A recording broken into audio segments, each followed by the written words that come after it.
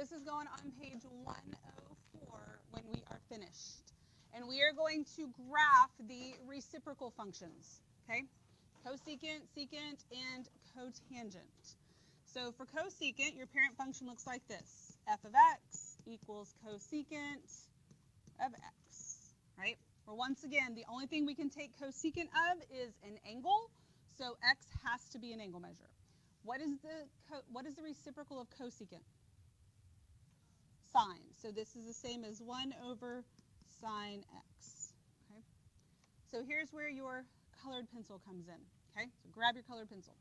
We are going to sketch in the sine parent function on our graph. Okay? And we're going to do it colored because you're not really going to do this every time you graph, but I just want you to see where it's coming from. So with your colored pencil, what we know about sine is that we have a 0 at 0, we have a 0 at pi, and we have a 0 at 2 pi. Then at pi halves, we're at 1, and at 3 pi halves, we're at -1, right? And then you can just sketch in sine with your colored pencil. Okay? There you go. And we're going to use that to help us get cosecant. So since it's colored, it doesn't even necessarily have to be light, like whatever works for you, just so that you know it's different than your pencil, because the pencil will actually be the real cosecant graph. Okay, so now back to your pencil. We are going to figure out what we're going to have for these. So for 0, what is the reciprocal of 0? Undefined. Undefined. And how are we representing undefined on our graphs? Asymptotes. Okay. So I'm going to draw in an asymptote there. I can do that actually at all 3 of the zeros. Okay. All 3 of those zeros would have to give me asymptotes. We agree with that? Okay. So then I have this point here, which is at pi halves 1. What's the reciprocal of 1? 1. Then 3 pi halves is at -1. What's the reciprocal of -1? -1. All right, so if you ignore the blue that I have, right, just the orange and the purple, which should be your pencil, is that enough to really be 100% confident in what's happening on this graph? If your team yes, then how do you know, and what would it be? Well, how do you, but no. Okay, never mind. Y'all just sit. So it's not enough. Okay, let's just put it that way. It's not enough. So here, between these two, this is pi fourths, right? What is the sine of pi fourths? Square root of 2 over 2. That's what this is, right? Okay, so what is the reciprocal of the square root of 2 over 2? Square root of 2. Okay, so square root of 2 over 2 is about 0.7, so square root of 2 is about 1.4. So when I take the reciprocal of this, I'm about 1.4. Okay? Okay, thank you. And then this would be 3 pi fourths. Clearly, the sine of 3 pi fourths is the same thing, so it's square root of 2 over 2, which means the reciprocal is also the same thing. Okay? Then for 5 pi fourths, what's the sine of 5 pi fourths? Negative square root of 2 over 2. So the reciprocal of that is negative square root of 2, which is going to be right about there. And then, again, these two y values are the same, so these two would have to be the same. So now with that, do you feel like you can kind of figure out what's going on? Because we know from asymptotes, you have to be going to the infinities, going to them. And what we learned from rationals is between the two asymptotes, it either looks like a quadratic or it looks like a cubic. Okay, it's not a quadratic and a cubic, but it has those same characteristics. So here, this is what's happening over here, and this is what's happening down here. Oh, except curvier, and I cannot make this work for whatever reason. There we go. So it's like taking the sine function and we're turning it inside out. Okay, does that make sense? That's what's happening with the reciprocals. And so if you know what sine looks like, you know where the asymptotes have to go, you know where the max and mins have to be, and then the rest just unfolds the opposite way. So then this is enough to continue the graph, right? So this is at negative pi, and then negative 2 pi. And then these alternate, so I'm down here at -1, +1. Now, I plotted the square root of 2 points just so you could see what was happening. But now that we know what it looks like, you don't have to plot any more than the asymptotes and these points and then just sketch in the curve. Okay? Because it's not going to be exact anyway, even if we plot those, right? Because we're estimating. So just get the general shape, know which way it's going. Where these points are is definitely important, but where the other ones are, it's fine. Okay? We good with that? Easy enough?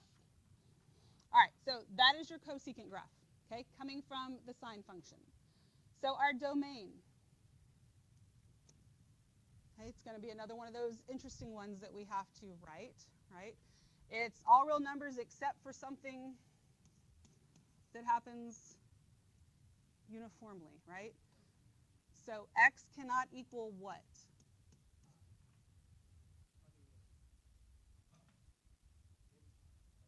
N times pi. N times pi, where n is an element of the integers, right? So at every pi is where you have the asymptote. Yes? Okay, so that's where we get that from.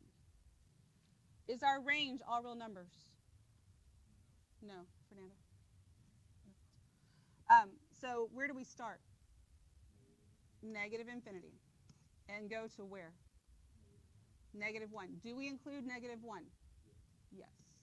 Then what do I write? The u, union. And then I start where?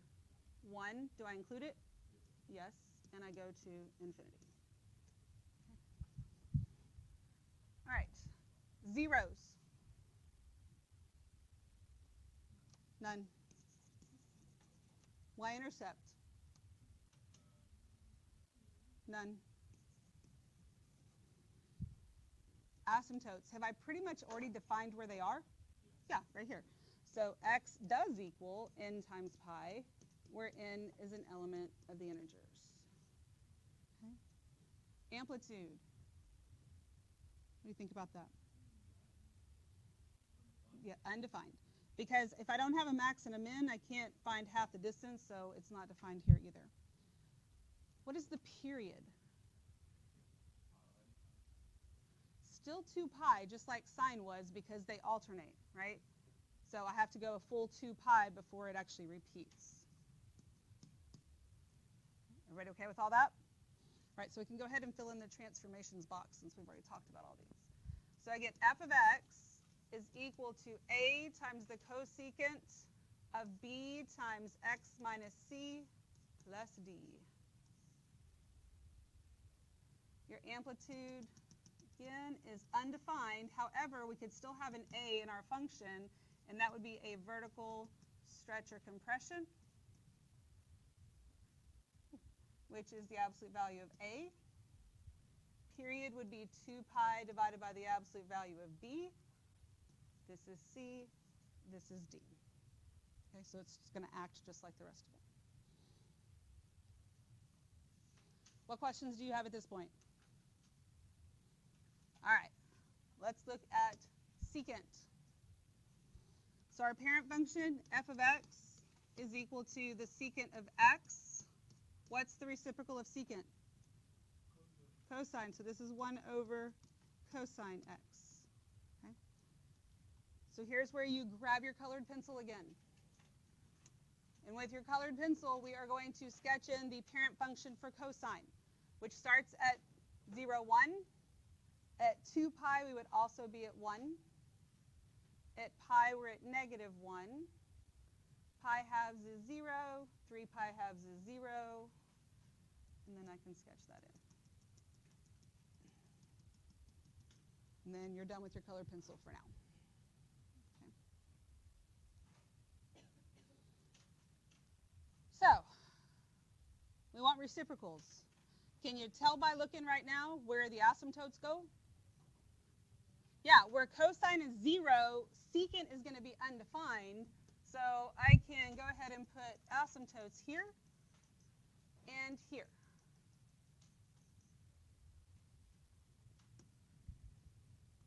Then when cosine has a value of 1, what's the value of secant? 1, because that's the reciprocal, right? When secant has a value of negative 1, well, when cosine does, so does secant. Like these are the max and the min of your Cosine is where those points go for secant. Now remember, cosine is just the sine function shifted over, right? Therefore, secant is just cosecant shifted over. Make sense? So just by knowing that, can we repeat the point? Yes, we can. Okay, so go ahead and finish that up. I'm sorry, what? No, we're only going to have to plot these points right here. Yeah, you don't have to worry about the square roots of 2. That was just for me to kind of show you what was happening, but we're good now. Oops, that went in the wrong place.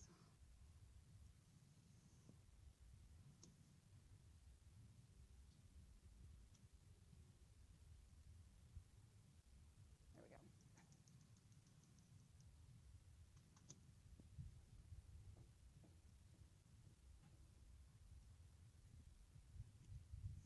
There we go. Sorry, sometimes I'm too close and I can't tell what's happening. So this is going to be here and here.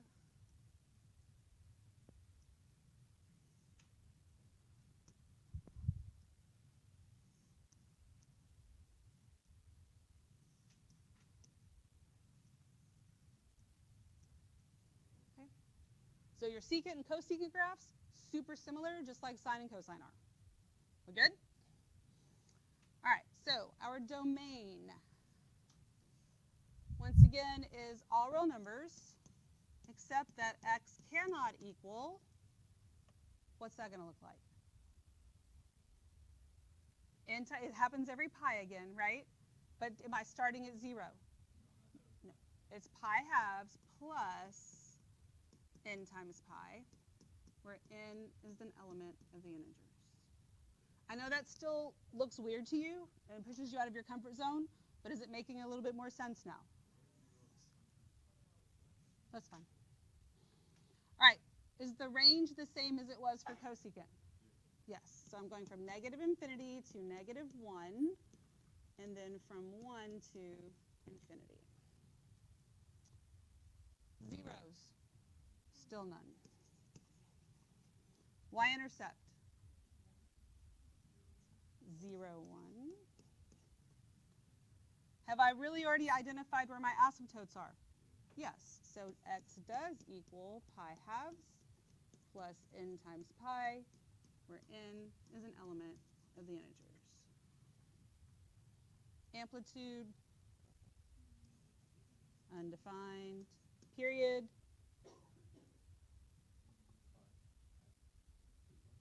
two pi. Still 2 pi. Because again, it's just the cosecant shifted over, plus it's going to have to be the same as sine, or cosine rather. 2 pi. Going up and down. You have to take care of, you have to take both into account. All right, transformations. F of x is equal to a times the secant of b times x minus c less d. Amplitude again is undefined, so we're basically writing the exact same thing we did for the other one. Vertical stretch or compression, absolute value of a. Period is 2 pi divided by the absolute value of b. This is c, this is d.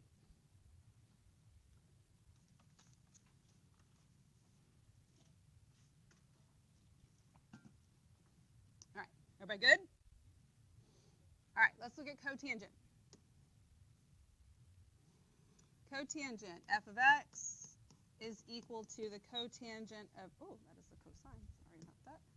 Cotangent of x. Cotangent is the reciprocal of tangent. Okay. So here's where you're going to grab your colored pencil again. Our parent function for tangent starts at 0, 0. Then we go to pi fourths 1. And we have an asymptote right here. It looks basically like this. We don't usually draw it so exact because we're just like throwing the shape up there, but this is what we've been drawing to graph it, right? Those pieces. Even though it looks super weird, it gets us from 0 to pi. Okay? Then you can put your colored pencil down. Okay. So the reciprocal of 0 is undefined, which means we're going to have an asymptote here on the axis.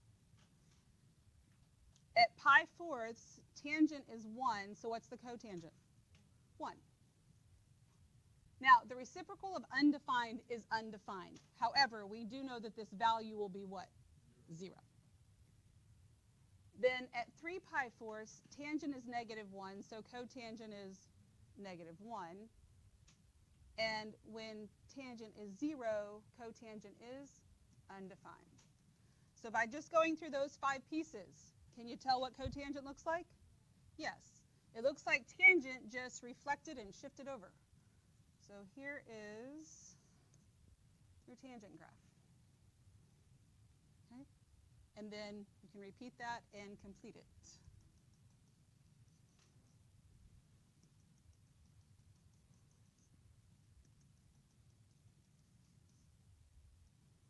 And this one, you do have to graph all 3 of those points. Like, those points are important. You can graph them correctly. Don't just put that 0 on there and slop something up there.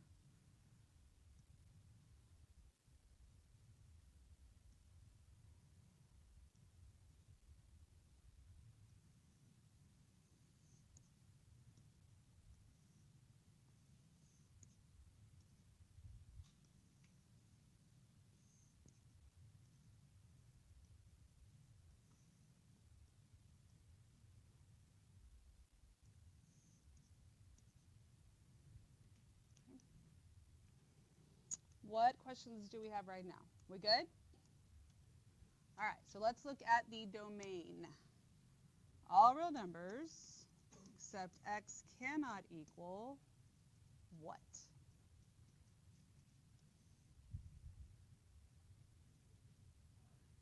N times pi. Okay. Well, do I have to use the pi halves? No, because it can't be 0, pi, 2 pi, any multiple of pi. So it cannot equal n times pi, where n is an element of the integers. What's the range here? All real numbers, so -infinity to infinity. Zeros. My zeros happen every how often? Pi, but I have to move over. Like, the first one's at pi halves, right? And then after that, it happens every pi. So it's going to be pi halves plus n times pi, where n is an element of the integers.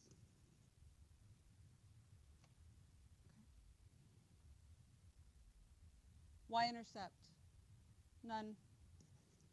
Have I already defined where my asymptotes are?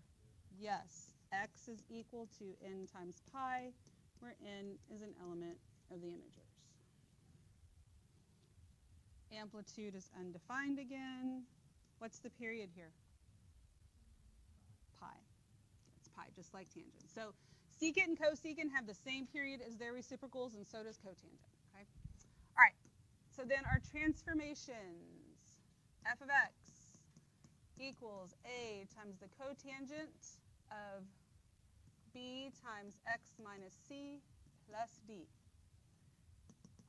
Amplitude is undefined. This is the vertical stretch or compression, which is the absolute value of a. Period is pi divided by the absolute value of b. This is c. This is d. So you can keep that handy. I'm going to give you the second set of notes. I didn't want you to have this to begin with because it shows all those pictures, and I wanted us to figure it out together. That might be an extra one.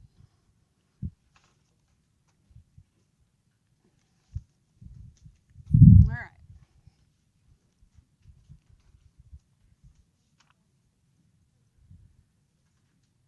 So this is going on 105. So the first thing I want you to do is go in there and draw in the asymptotes that are missing from here.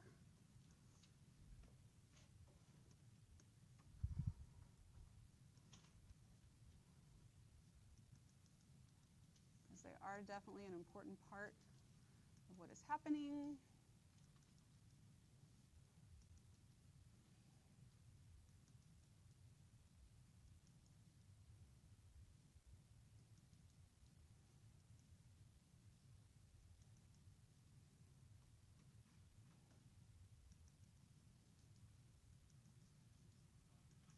Yes.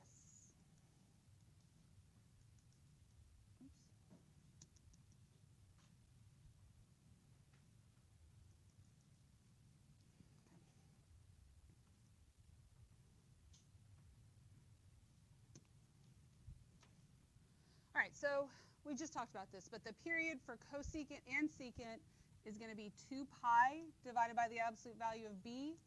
And for cotangent, it's pi divided by the absolute value of b, just like their reciprocals were, okay? All right, so let's look at number 1. This is a cosecant graph, okay? Cosecant is the reciprocal of what? Sine, right? So I'm going to go ahead and draw in a little sine parent function here, okay? Because I'm not drawing in the cosecant and secant parent functions. I'm going to draw in the sine and cosine. I think our minds work a little bit better with sine and cosine anyway.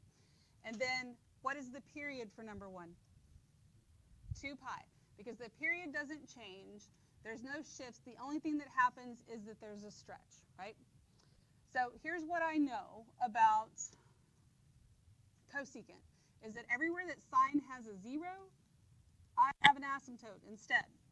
So the asymptote is on the axis, and the only thing that would affect that is a horizontal shift, which we don't have. So I'm going to draw in that asymptote. The last asymptote goes at the end of the period, and the period is 2 pi, so I put the last one over here. And then halfway in between is the third one. So now I have the beginning, middle, and end. For sine, halfway between these two, which is at pi halves, I'm at 1. But this has a stretch of 3 halves, so I'm actually at 1.5. There's no reflection, so I still have that point there. And then halfway between these two, I would go to negative 1.5. Now, instead of drawing in the sine function, I'm flipping it inside out, and this is what I have right here. And then, can you repeat that? Yes. No, I've said that a couple of times. We did that only to come up with what was going on.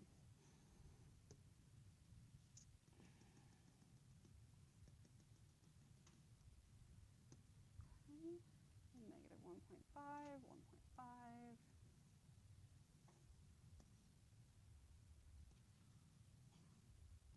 Okay, easy enough? I would stick with the parent functions of sine and cosine, way easier than trying to use the parent functions for secant and cosecant. Okay, we good? All right, let's look at number 3. Secant. Secant is the reciprocal of cosine, so I'm going to draw in a cosine parent function. Okay, and I do that like first, so I know my mind's thinking about these and not like a tangent or something. All right, so then the period for this one would be what?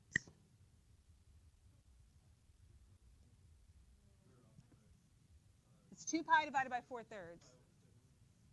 which is 3 pi halves. Okay, 3 pi halves. And again, if you have to write something down to figure that out, that's fine. Okay, I do not have any shifts. There is no stretch, but I do have a reflection, so I need to make sure I take that into account. Okay. So to start with, cosine starts at 0, 1, right? And so secant would start at 0, 1 also, except that there is a reflection. So I flip it down, and I'm right here. Okay? No stretch, but I have that.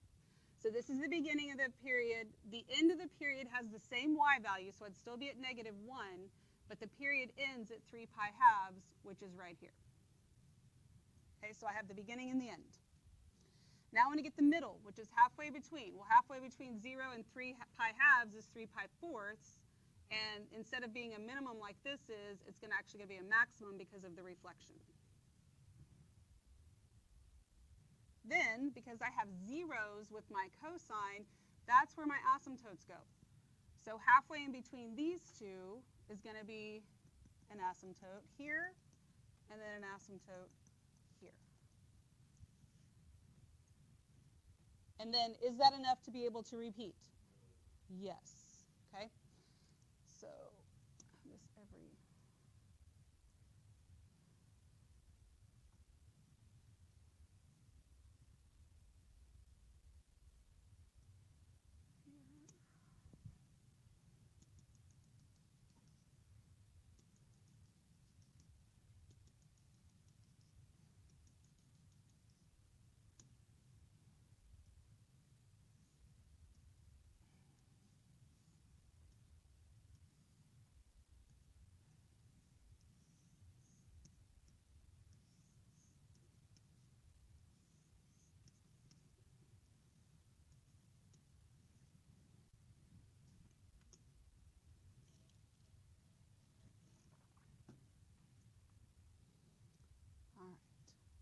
What questions do you have?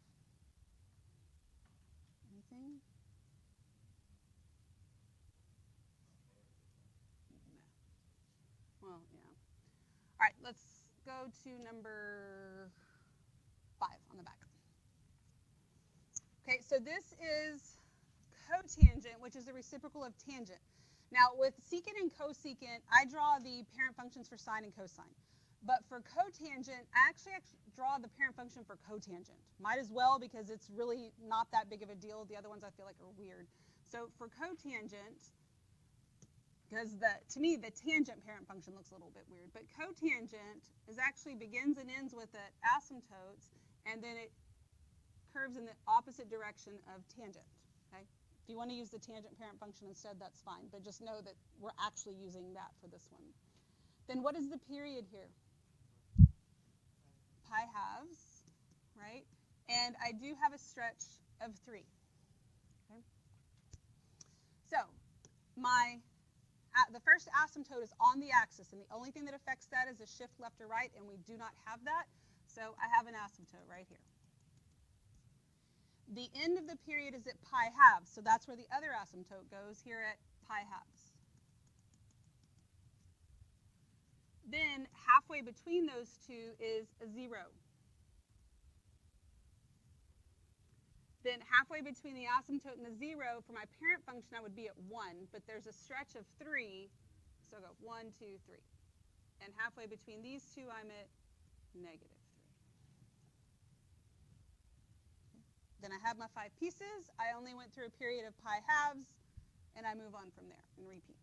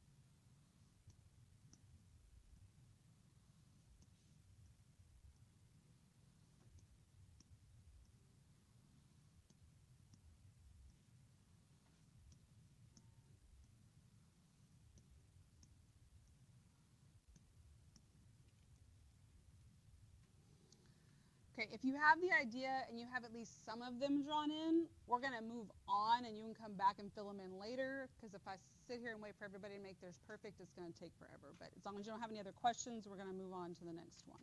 Okay. All right, let's look at number 7. Now these have some other transformations in them. What is, for number 7, first of all, it's the parent function is cosecant. What's that the reciprocal of? Sine. So I'm going to draw a sine parent function. Okay. Then for this particular question, what is the period? 2 pi, because it hasn't changed, and it's 2 pi. All right, is there a phase shift? Yes, I go to the right pi fourths.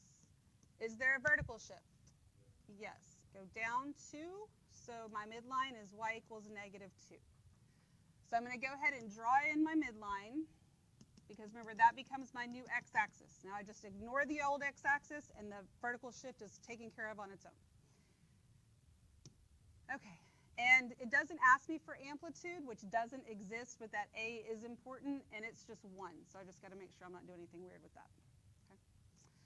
All right, so here's what I know about this.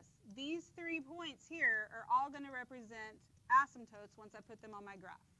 So the asymptote starts on the axis unless there is a horizontal shift, which there is. I have to move to the right pi fourths, so that first asymptote is actually at pi fourths. Okay? The last one, since the period is 2 pi, should be at 2 pi, but there's a shift to the right pi fourths, so there's my last one. And then the middle one is halfway in between, which is right here at 5 pi fourths. Okay, everybody good with all that so far? Okay, so now I look for these points, right? This is one away from the axis, which will be my midline. There is no reflection, there is no stretch. So halfway between these two, which is right here at 3 pi fourths, I go one up from the midline. Halfway between these two, I go down one from the midline. Now I have my 5 pieces. Is that enough for you to repeat? Yes, it is. So get the rest put in.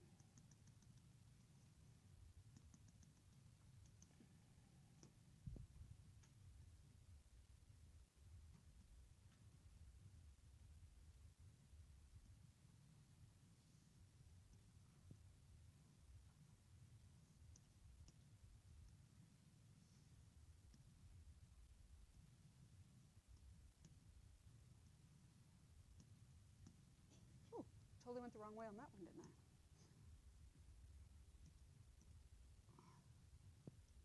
There we go. That makes way more sense. Okay, we good? Yes? Awesome. Let's look at number 8. For number 8, this is secant, which that parent function is, or I'm sorry, the reciprocal is cosine. Good, so cosine looks like this. And then what would the period of this be? So Hi. I'm just here doing a fire sprinkler. Oh, okay. Well, thank you. What is the period for this particular one? Well, it's 2 pi, but I have to divide it by 8/3. 3 pi fourths. Okay, good. So I got 3 pi fourths. Thank you. Do I have a phase shift? Yes. I go which direction? Left pi. He was checking our sprinklers. I know. I was like, hey. All right, vertical shift.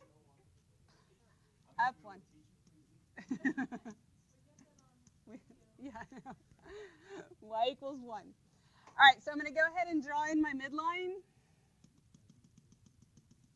Okay. And this one I wouldn't start with an asymptote. I'm actually going to start with my max and my min. And again, this doesn't ask me for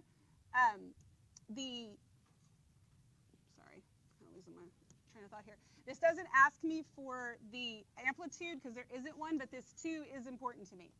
So normally I start at 0, 1. So from my midline, I'm going to go to 0, 1. But there's a stretch of 2, so I'm actually have to go up 2 from the midline. There is no reflection, but I do have a phase shift. I have to move to the left pi. This is where this very first point goes. Okay? The last point is going to have the same y value. The end of the period is at 3 pi fourths, but I have to move to the left pi, so I end up here at negative pi fourths. And then you can see that from the beginning and the end of the period, that is still a distance of 3 pi fourths. Okay? So then I'm going to get my minimum.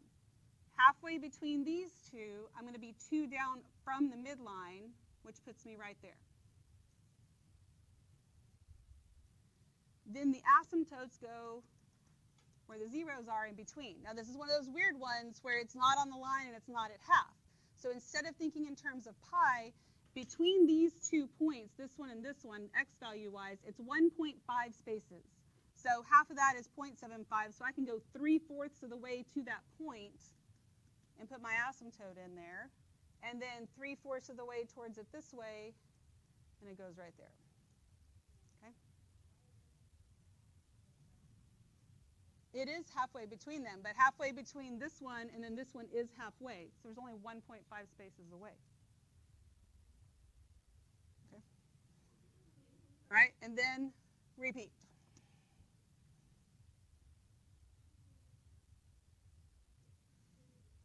You have a question? Yes, you do.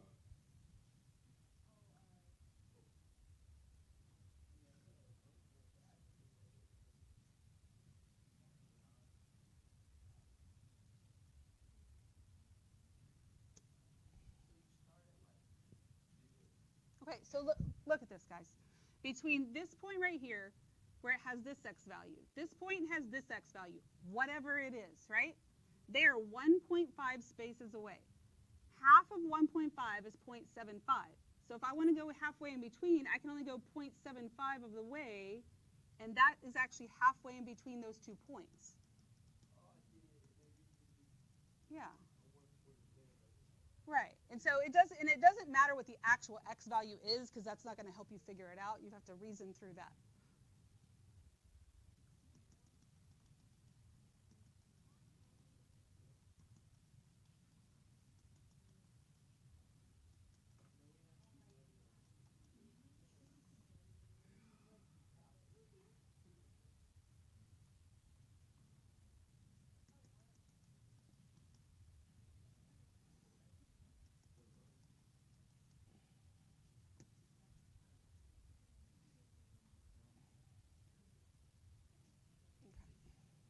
And then we just draw them all in.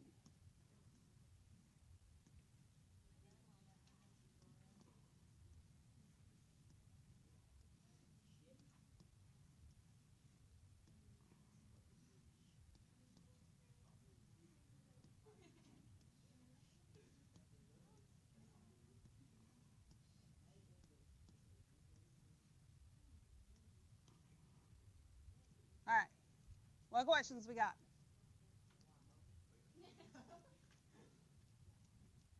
Okay, we good? What was your question? No. Just go then. What's the period for number 9?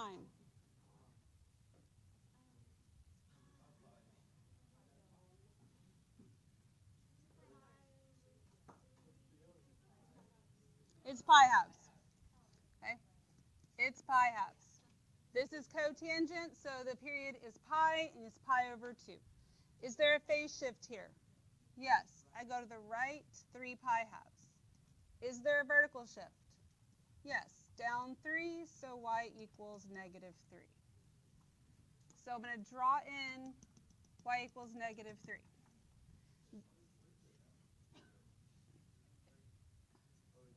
If it goes with 4. So it's 1 here. So that 1 is an important number for me. I'm going to draw in the parent function for cotangent, which looks like this. Right? So my asymptote actually starts on the axis unless there is a shift, which there is. Instead of starting on the axis, I have to shift to the right 3 pi halves. So this is actually the first asymptote. The second one goes at the end of the period. The period is pi halves. So I'm going to go to pi halves, but then I have to shift to the right 3 pi halves, which puts me where? At 2 pi. There's the beginning, there's the end. Okay? So then halfway between these two is a 0. And so I put on my midline, because remember that's my new x-axis. Halfway between the axis and the 0 is 1. There is no reflection, there is no stretch, so I go halfway and I go 1 up from the midline. And then halfway between these two, 1 down from the midline. Okay, so the next thing I want you to do is we're going to repeat our asymptotes because I want you to see something. So go ahead and just draw in the rest of the asymptotes, and then we'll go back and do the rest. So just by looking at the asymptotes, if I were to ask you to graph this same function, but take away the phase shift, would your graph look any different? No, it wouldn't. And that's one thing that happens with these trig functions is that it may be the same as something else. Like you could write a bunch of different equations to make that exact same one. Okay? So go ahead and finish the graph. Get it all filled in. I'll come back and finish mine after I hand you your assignments.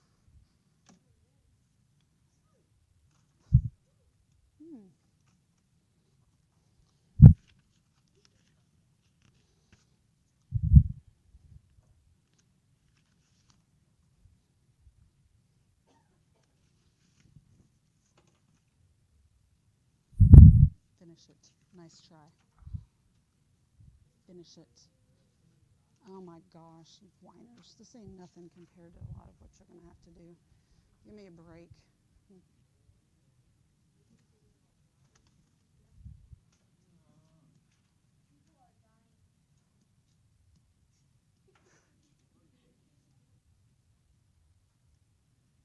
If you would just do it and not whining, you'd be done already. You should, yes. At least pretty close, even if it isn't all the way.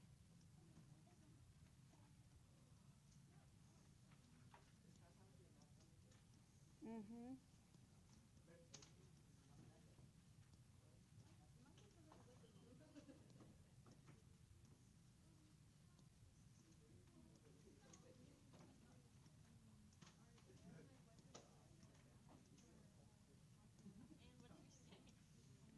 All right.